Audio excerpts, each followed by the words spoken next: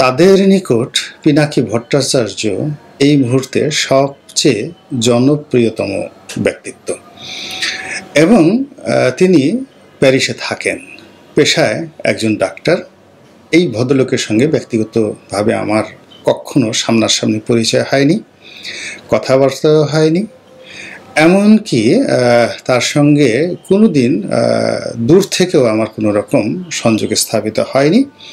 কিন্তু তার কর্মকাণ্ডের কারণে তাকে ইদানিংকালে যেভাবে চিনি, আর তিনি যখন বাংলাদেশে ছিলেন তখনও চিনতাম।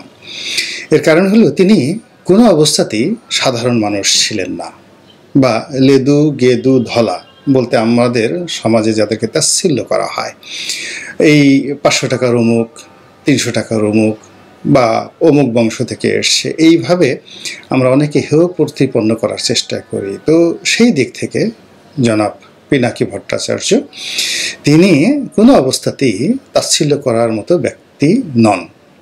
তিনি শিক্ষিত, মার্জিত, উচ্চশিক্ষিত এবং আমাদের দেশে যেটি বলা হয় সবচেয়ে যারা ভালো ছাত্র তারা সাধারণত ডাক্তার হন, এবং তিনি পেশায় একজন ডাক্তার। এবং ডাক্তারদের মধ্যেও আবার তিনি যেন তেন ডাক্তার নন।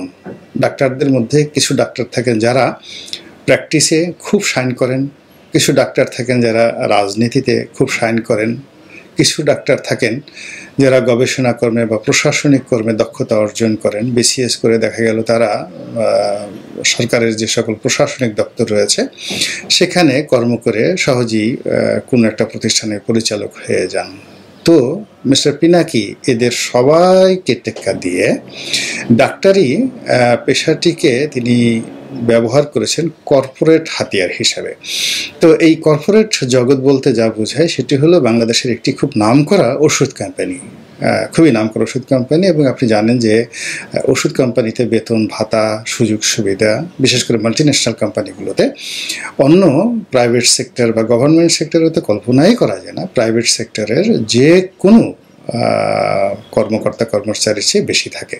তো এমন একটি বিখ্যাত ওষুধ কোম্পানির তিনি ছিলেন প্রধান নির্বাহী কর্মকর্তা। এটিকে কেউ কেউ সিইও বলে, কেউ কেউ হয়তো ম্যানেজিং ডিরেক্টর বলে। এর বাইরে তিনি রাজনীতি করতেন, বামধারা রাজনীতি করতেন, এবং রাজনীতির পাশাপাশি তার যে ভোকাল কথা বলার ক্ষমতা ছিল প্রবল। ফলে তিনি বক্তব্য দিতেন, এবং তার সঙ্গে পরিচয় না থাকার সত্ত্বেও পিনাকি ভট্টাচার্য নামক একজন লোক যে বাংলাদেশে আছে, এরা মানে যারা সংশ্লিষ্ট লোকজন তারা সবাই বুঝতেন। যারা বাম রাজনীতি করতেন তারা জানতেন পিনাকি আছে, যারা লেখালেখি করতেন তারা জানতেন পিনাকি নামে একজন লোক আছেন যিনি এই লেখালেখি করেন। এরপর যারা ডাক্তার তারা জানতেন ডাক্তার নামে একজন লোক আছেন। যারা বিভিন্ন ওষুধ কোম্পানির প্রধান নির্বাহী কর্মকর্তা সাধারণত বিদেশ থেকে আসেন তারাও জানেন যে এই পিনাকি ভট্টাচার্য নামক একজন লোক এই বাংলাদেশে আছে। ফলে তিনি এই বাংলাদেশে যতদিন ছিলেন তিনি সেই সিনা উঁচু করে নিজের যে সগৌরব উপস্থিতি এটি জানান দিয়ে তিনি বাংলাদেশে ছিলেন। এরপর তিনি প্যারিস চলে গিয়েছেন, ফ্রান্সের রাজধানী প্যারিস। তো এখানে প্যারিসের সঙ্গে অন্যান্য শহরের একটু পার্থক্য রয়েছে। প্যারিসকে বলা হয় ইতিহাস, ঐতিহ্য, সাহিত্য, সংস্কৃতির যে পাদপীঠ, এটির সর্বোচ্চ যে মানদণ্ড সেই মানদণ্ডে পৃথিবীর 1 নম্বর শহর। এখানকার মানুষের রুচিবোধ, এখানকার আইন কানুন, এখানকার মানুষের যে কসমেটিক অর্থাৎ বিলাস দ্রব্য ব্যবহার করার যে অভিলাষ, এবং এখানে যেভাবে শিল্পকলা সাহিত্যের চর্চা হয়, বা এখানকার যে জাদুঘর রয়েছে, রাজপ্রাসাদ রয়েছে, রাজনীতি রয়েছে, তা বিশ্বের ইতিহাসের সবচেয়ে অনন্য। এর সঙ্গে অন্য কোনো কিছুর তুলনা করা যাবে না। তো সেই শহরে তিনি এখন বসবাস করেন, এবং সেই শহরে তিনি এখন কি করেন, চাকরি করেন বা কী করেন অত ডিটেলস আমি জানি না। তবে তার ভিডিও বাংলাদেশের আরও অনেক লোকের মতো আমিও দেখি, এবং তিনি প্রথম দিকে যখন কথাবার্তা বলতেন তখন অনেকটা তার মতোই বলতেন। কিন্তু ইদানিংকালে তিনি তার বক্তব্যের যে ধরন এবং প্রকৃতি পাল্টিয়েছেন। তিনি একটি নতুন ধারার স্যাটায়ার চালু করেছেন। সেই স্যাটায়ারে তার যাকে বলে নজরুলের কবিতার মতো সৃষ্টি সুখের উল্লাসে। তো সৃষ্টি সুখের উল্লাসে তার চোখ হাসে, তার মুখ হাসে, এবং টক বগিয়ে তার খুন হাসে, মানে তার রক্ত হাসে। এবং তিনি এমন স্যাটায়ার করেন, সে স্যাটায়ার করতে গিয়ে যেখানে তার দাঁত বের করা দরকার দাঁত বের করেন, যেখানে জিহ্বা বের করা দরকার জিহ্বা বের করেন, ঠোঁট বাঁকানোর দরকার তা করেন, আঙুল উঁচানোর দরকার আঙুল উঁচা করেন, কিংবা তার হাতে যে চুড়ি পরেন তিনি, আমরা বাংলাদেশে যেটিকে বলি সাধারণত একটু শক্ত সামর্থ্যবান, একটু বিশেষ ধরনের আল্ট্রা মডার্ন স্মার্ট লোকজন আমাদের দেশে চুরি পরেন। তো তার হাতে এরকম চুরি আছে যেটিকে অনেকে বালা বলে থাকেন। তো এটি যেখানে দেখানো দরকার সেটিও তিনি সেখানে দেখান জনাব ভট্টাচার্য। এবং তার উপাধি ভট্টা এবং চার্য, ভট্টদের আচার্য, ভট্টদের প্রধান। বাংলা সাহিত্য সম্পর্কে যারা লেখাপড়া করেন তারা জানেন এই ভট্ট কারা। তো এই ভট্টদের যিনি আচার্য অর্থাৎ ভট্টদের যিনি রাজা তাকে বলা হয় ভট্টাচার্য বা ভট্ট রাজ চক্রবর্তী। তো তার যে বংশীয় উপাধি সেটি ভট্টাচার্য। সেই ভট্টাচার্যের উপাধি, নিজের শক্তিমত্তা সব কিছু দেখে তিনি যে স্যাটায়ার করেন, সেই স্যাটায়ারে তার চোখ মুখ অঙ্গভঙ্গি থেকে শুরু করে শব্দচয়ন, যেখানে গালি দেওয়া দরকার গালি দেন, যেখানে প্রমিত বাংলা ব্যবহার করা দরকার সেটি করেন, যেখানে ইংরেজি ব্যবহার করা দরকার সেটি করেন। এইভাবে করে তিনি ভিডিও যাদের জন্য নির্মাণ করেন, যারা দর্শক, তাদের কাছে ক্রমশ তিনি জনপ্রিয় হতে হতে একেবারে ঈর্ষণীয় পর্যায়ে চলে গিয়েছেন। আর তার যারা বিরোধ পক্ষ তাদের নিকট তিনি বিরক্তিকর হতে হতে এমন একটা পর্যায়ে চলে গিয়েছেন যে পিনাকির নাম শোনা পর্যন্ত, পিনাকি দরকার নাই, যদি পি শব্দটি কেউ শুনে বা প শব্দটি কেউ শুনে তার প্রতিপক্ষরা ধরে নেওয়া হয় যে এখানে পিনাকি রয়েছে, আর ভট্টাচার্য বললে তো কোনো কথাই নাই। ফলে তার প্রতিপক্ষরা তাকে শাস্তি দিতে চায়, তাকে মারতে চায়, তাকে কিভাবে মারতে চায়, আশ্রিয়ে আশ্রিয়ে মারতে চায়, তাকে পাড়িয়ে পাড়িয়ে মারতে চায়, তাকে শুলে চড়াতে চায়, তাকে ফাঁসি দিতে চায়, আরও অনেক কিছু করতে চায়। তো এই যে তিনি একটি বিশেষ মহলের ক্রোধ এবং ক্ষোভ এটির শিকার হয়ে পড়েছেন এবং এটি তিনি ইচ্ছে করেই করেছেন। তিনি নির্বোধ নন, বেকুব নন এবং তিনি বোঝেন না যে তার কর্মের কি পরিণত হবে, এই পর্যায়ে তিনি নন। তিনি করেছেন, ইচ্ছে করে করেছেন। তিনি শেফায়েতুল্লাহর মতো তাকে বলা যাবে না, তিনি জেনে শুনে করেছেন, কিংবা অন্যান্য যারা ইউটিউবার রয়েছে তাদের মতো নন, তিনি ইচ্ছে করে এই কাজটি করেছেন।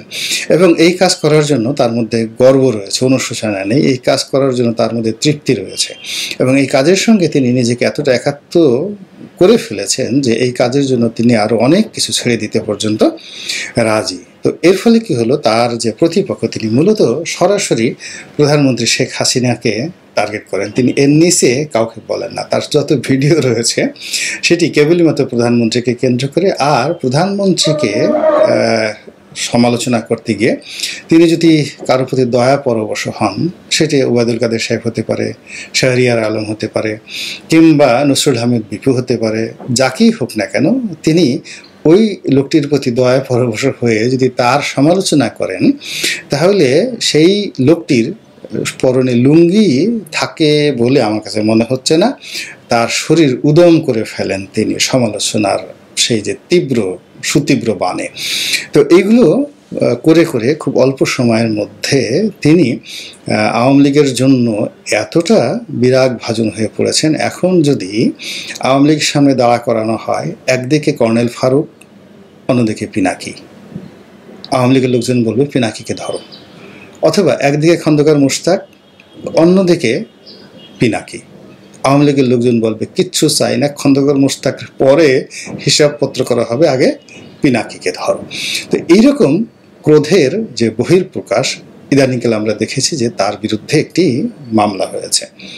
সেই মামলার কার্যকারণ সম্পর্কে পিনাকি বলেছে, তার দর্শক, ভিডিওর দর্শক অনেক, তো তিনি ডিটেলস বলেছেন, আমার সেটা বলার দরকার নেই। কিন্তু এটি নিয়ে হলো এই মামলায় গ্রেপ্তারি পরোয়ানা জারি হয়েছে এবং তিনি প্রবাসী, এবং সরকারের কর্তা ব্যক্তিরা বলেছেন যে ইন্টারপোল অর্থাৎ আন্তর্জাতিক যে পুলিশ রয়েছে সেই পুলিশের মাধ্যমে তাকে সেখান থেকে গ্রেপ্তার করে আনা হবে।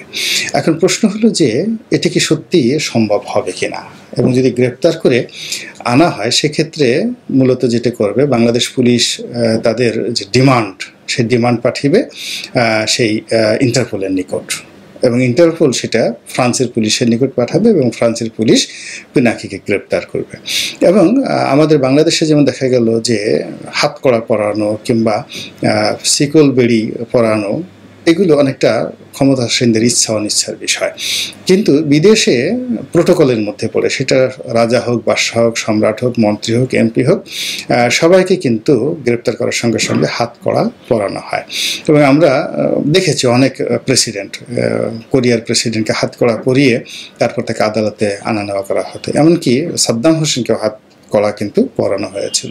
তো সেই ক্ষেত্রে ফ্রান্সের পুলিশ যদি পিনাকিকে গ্রেপ্তার করে তাহলে তাকে হাতকড়া পরাবে, এবং তাকে যদি হাতকড়া পরায় তাহলে তার হাতে যে বালা আছে সেই বালার পাশে হাতকড়াটি কেমন দেখাবে এটি স্মরণ করে আওয়ামী লীগের যারা লোকজন তাদের মধ্যে কিন্তু নিদারুণ একটি হাসির বন্যা বয়ে যাচ্ছে। পিনাকি যেভাবে প্রধানমন্ত্রীকে হাসবু বলে একটি অট্টহাসি দেন, তদ্রূপ এই যে হাতকড়া, পিনাকির যে হাতকড়া, সেই হাতকড়ার পাশে তার যে বালা, এই বালার যে কার্যকারণ, বালার যে রসায়ন, এটি নিয়ে আওয়ামী লীগের লোকজন বেশ তৃপ্তিতে আছে। এখন দেখা যাক যে পিনাকি ভট্টাচার্য তাকে ইন্টারপোলের মাধ্যমে বাংলাদেশ সরকার গ্রেপ্তার করে আনতে পারে কি পারে না। যদি পারে তখন আবার আর একটা ভিডিও করব, আর যদি আগামী 1-2 মাসের মধ্যে সেটা সরকার করতে না পারে তখন হয়তো পিনাকিকে নিয়ে আর একটা ভিডিও করা যেতে পারে। এর কারণ হলো তিনি এখন অন্যের